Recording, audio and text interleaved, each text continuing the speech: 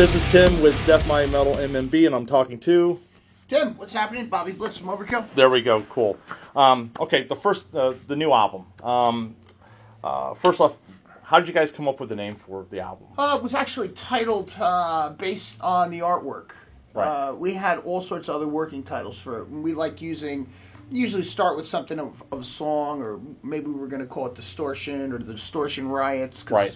Something like this, but it didn't go with that artwork, and we loved the artwork. So right. the simplicity is that the piece of art was titled after it was done. It looked like five guys sitting at a war council, or so, right. you know right. what I mean? Definitely. So the Wings of War just it seemed to fit the artwork. Yeah.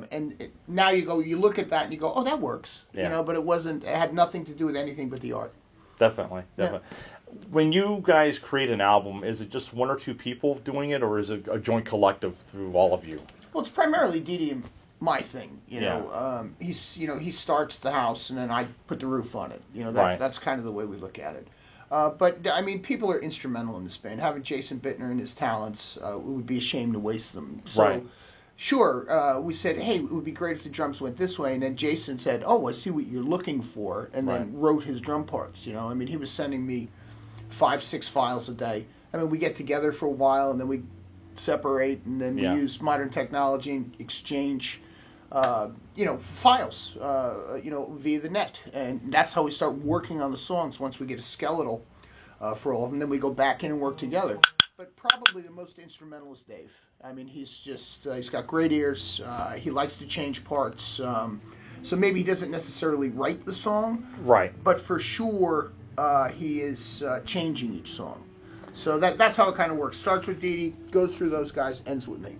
As far as all the albums that you've created over the years, which one is your favorite to listen to and that you created? Fuck, man. I never go back to them.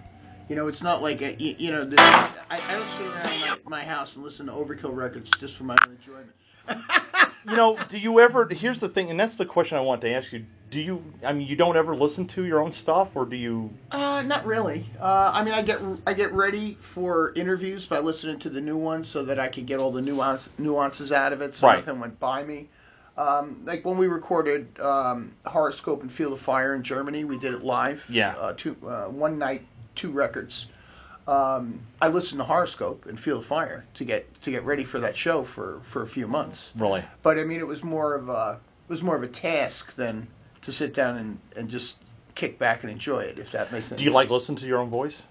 Over the years I do, because I like the way it's changed. A lot of people say, oh, it's never changed, but for me it's changed dramatically. I smoked for the first 28 years in this band, that I was in. So that affected the quality of it, and actually gave it a certain tonality. It gave it a little bit more of that, bourbon and cigarette kind of vibe. But when I stopped smoking, I could do all these new things. It was like all of a sudden I had this voice that was really well trained, minus the cigarettes. So I could do fucking, acrobatic turns and twists with this thing all of a sudden. So I'm actually singing better, in as much as being a singer, later in my career than I was early. Definitely. Yeah. We have a thing that's in common. You had a stroke. Yeah, a TIA. Yeah. I had a stroke too. Oh, did you? Yeah. 2016 I had one, and how has that affected your band and your music, and I'm sure you've been asked this question before. Well, it probably affected me more personally. Yeah. I could only do left turns on my motorcycle for the first 3 fucking months. Oh yeah, I know what it's like. Like, fuck. And then you're just like, what's going on? Does it ever? Do you ever think about it? No. Does it ever haunt you or whatever like that? You just go back and be like, screw no, that. it's like, everybody's got their crosses. That's kind of the way I look at it. It's real simple. I've gone through a ton of shit, man. I've had cancer. I fucking beat cancer. Right, absolutely. I came out of the stroke and it didn't do anything to me, and people were, I knew, that night after I had it that I was going to be fine. I was put in a stroke ward overseas, and I mean the poor bastard in the room with me, he was the one who was fucked. You know what I'm saying? Yeah.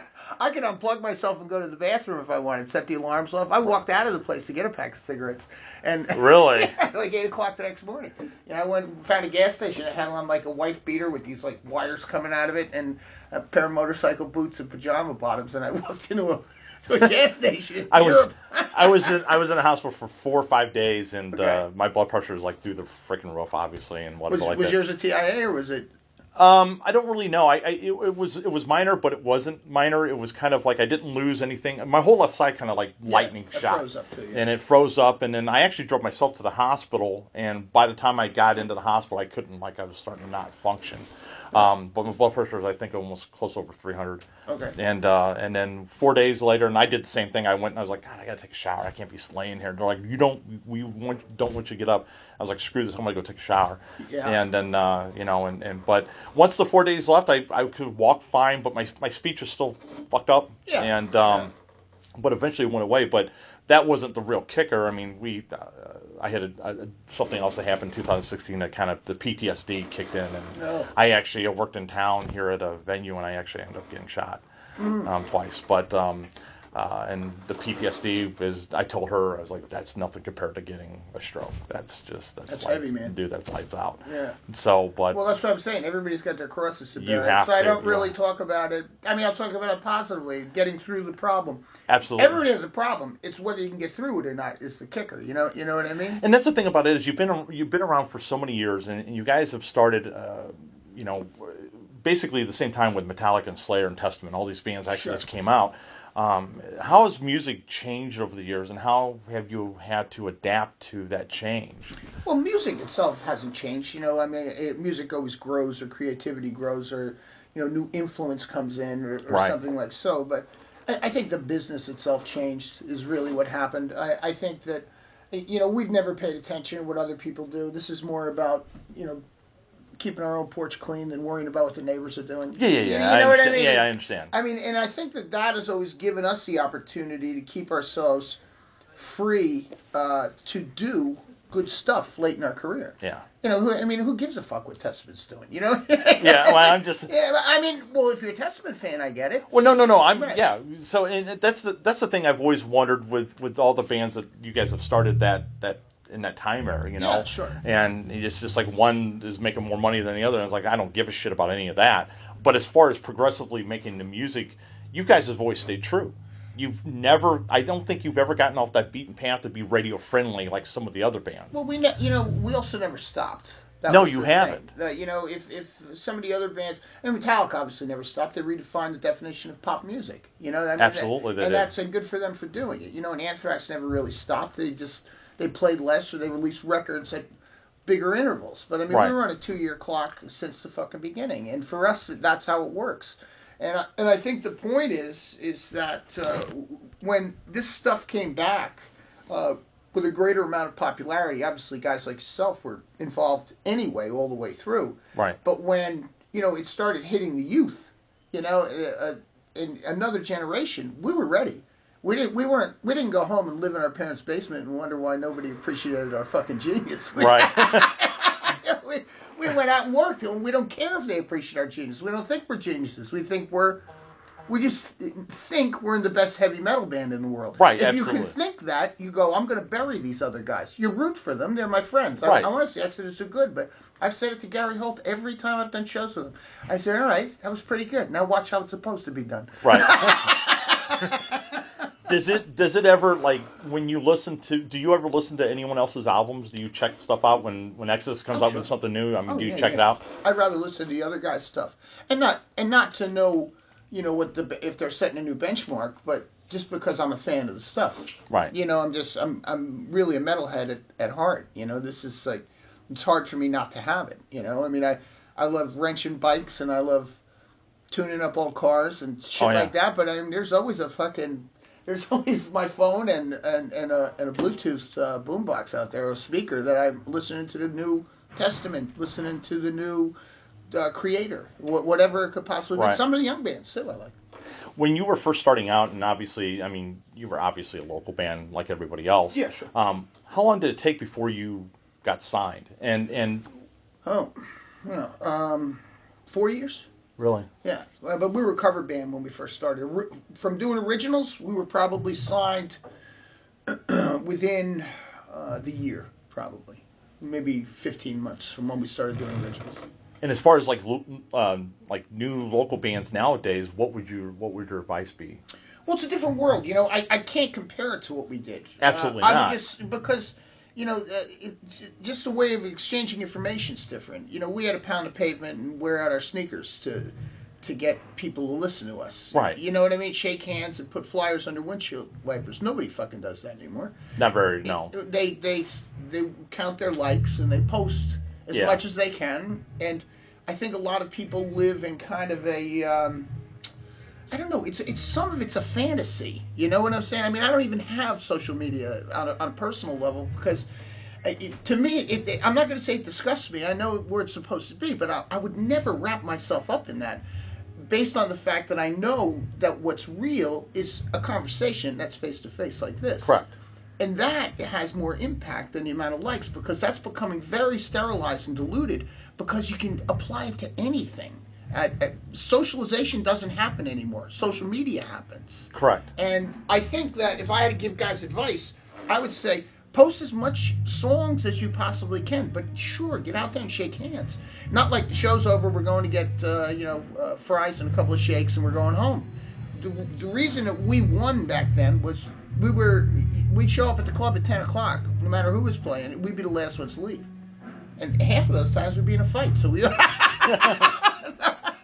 so we also had a reputation. I always tell bands nowadays, I said, you have to street team. You have to hustle. You have to hustle. If you don't hustle, and you've got something that you guys didn't have, and I didn't have when we were kids, you have the internet.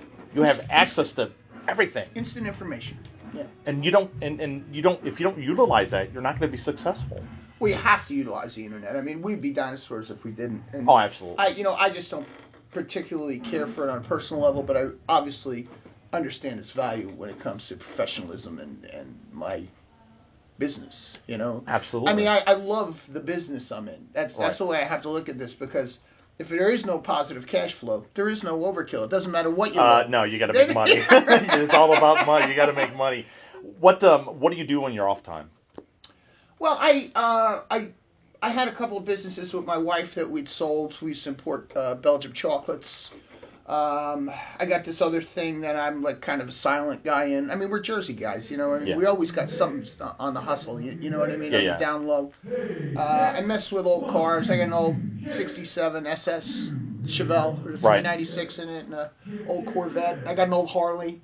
I mean, if you see me on, any weekend, you're going to get this, except I'll have oil up to my clothes, because I like that shit. Oh yeah, definitely. I live in the country. I don't live in the city. I live I got an acre on top of a little mountain that overlooks a lake, and I have a bear den on my property, and I've known like 5 generations of the bears that have come through. They just birthed before I left, so there's new cubs around, and I've always raised German shepherds, and that's kind of my thing, fast motorcycles, fast cars, easy life, barbecue with friends. There you go. You're wearing the puck hockey thing or whatever. Do you like hockey? Mm-hmm. What's your favorite team? Well, not the Blues. Oh no, I don't like the Blues either. Let me tell you something though. I always have respect for the Blues. I'm a Devils fan. Absolutely. Yeah, I've always been. It was just a great outlet for a metal guy, and I've eventually realized that with all the Swedes, Finns, Scandinavians in there, most of these dudes are metalheads. Oh yeah, and most of them are. I'm actually doing an interview with Mike McKenna from the Philadelphia Flyers. Oh really? Yeah, he's going to do the interview, but but yeah, I saw the thing. I didn't know if you were a hockey fan or not or whatever, but yeah, they do. We do a hockey line. Yep. And he picks. One of the reasons he picked this is because the guy who runs it is not just an Overkill fan, but he knew that I'm like a big Devils fan. I mean, I buy a package every year and try to figure it out around my touring and stuff. Do you ever go to the games in other cities? Try to? I haven't. I do baseball more than I do.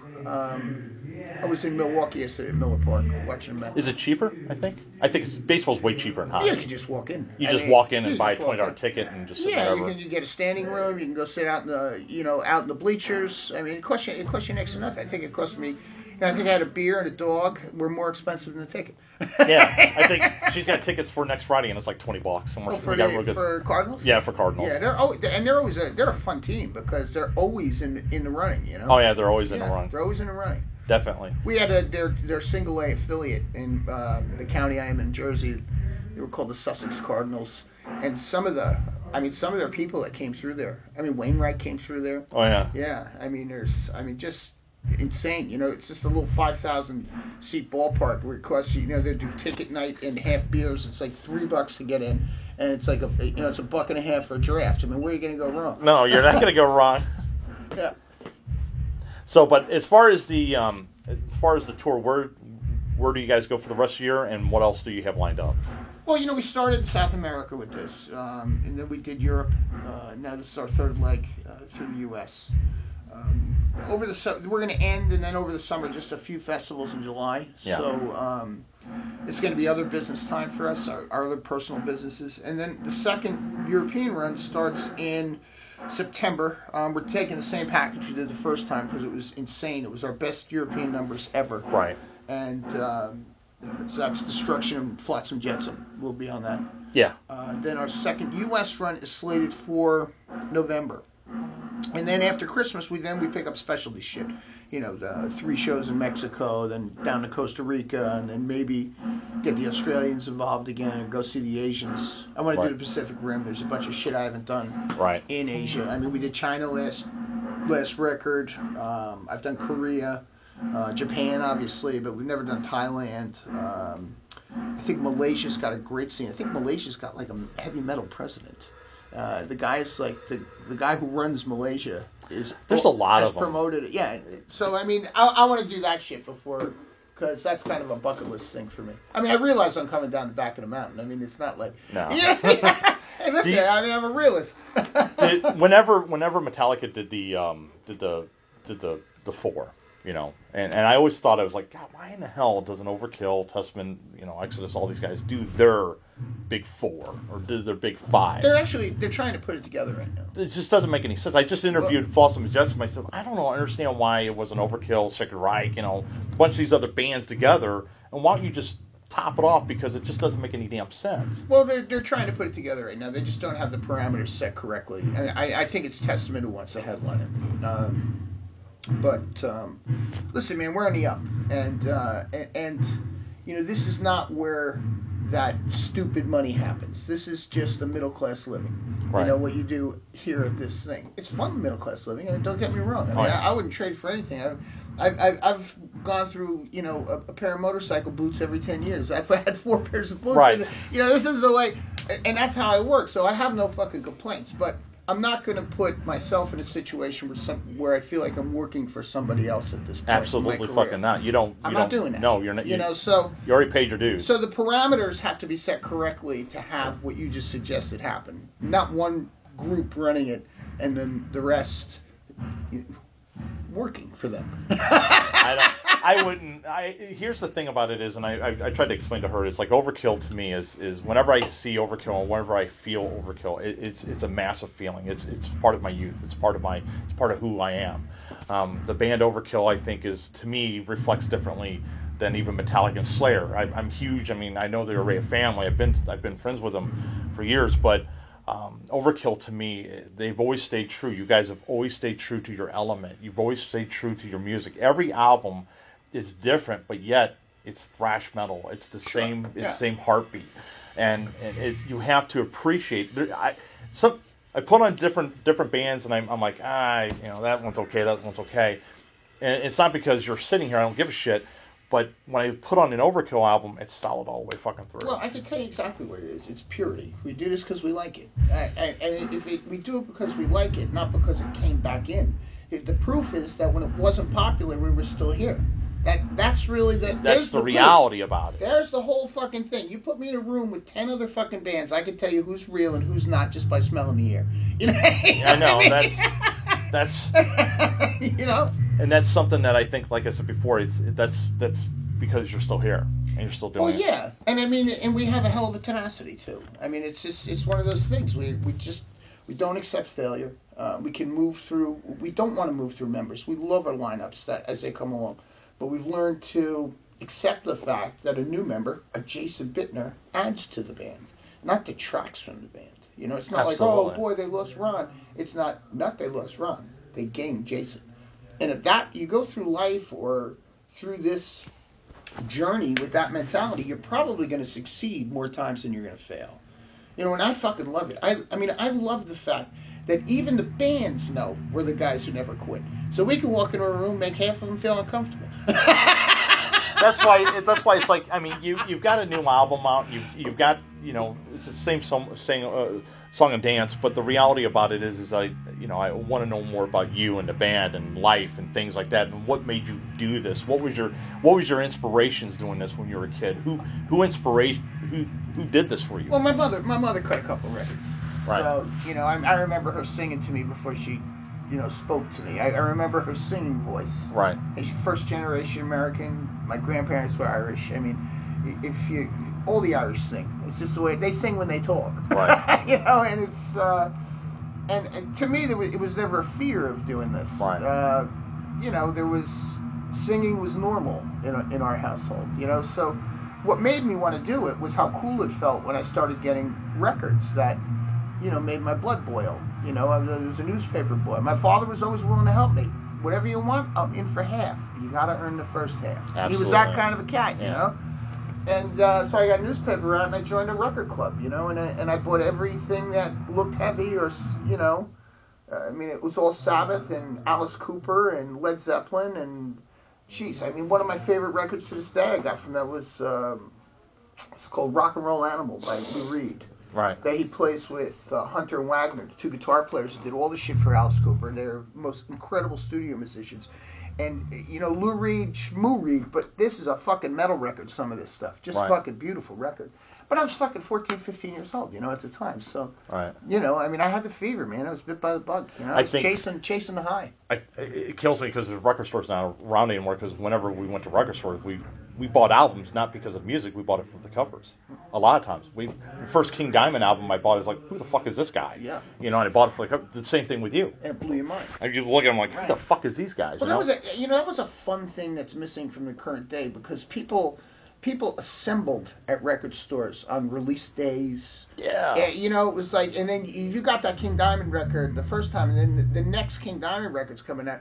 You and your buddies are going, you know, the King Diamond record's come out. We're going to go down and we're going to grab a couple of beers, and we're going to get we're going to get some burgers and some, you know, a couple of Cokes, and we're going to pick that record up, and then we're going to go listen to it, and then we're going to talk about it. That was a fucking social event. That was. And you don't really have that in the current day. No. And that's what added to the excitement of the old school kind of a thing. Right. It made us feel like we were all part of one community.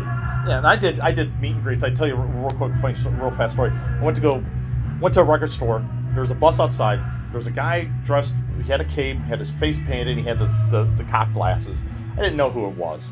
I didn't have any clue. So I pulled up in my car, got up, talked to him. And they're like, "Oh yeah, that's Merciful Fate. That's King Diamond." And I'm like, "Oh okay, it's hot as fuck. It's the middle of August in Missouri." I'm like, I got in line. They gave me a picture to have him autograph. I was like, "Oh cool." You know, I didn't know much about the dude. So I walked out there, got in line. I got all the way to him, and he's sweating. Like, his paint's just pouring off of him. And I'm like, "Hey, how you doing?" I said, "Boy, it's kind of hot out here, ain't it?" And he looked at me and goes, "You fucking think, kid?" And he had that shit-ass fucking look on his face. And so you kind of do the thing, and you're fucking thinking it's just his glasses are fogged. And he just slammed his hands, and I'm like, well, if you were dressed like Dracula, you really wouldn't be so fucking hot. It's just hot. Diamond. How great. You ever met him before? Have you ever met any of your idols? Sure. Yeah, I met King Diamond. Motorhead was the best. We subscribed to that mentality of music. You know, it's just do it the way you love doing it. Is there anybody that you still want to meet? Oh sure, but I mean, there's, you know, I mean, I actually, we've done plenty of shows with Iron Maiden, but I've never really met Bruce.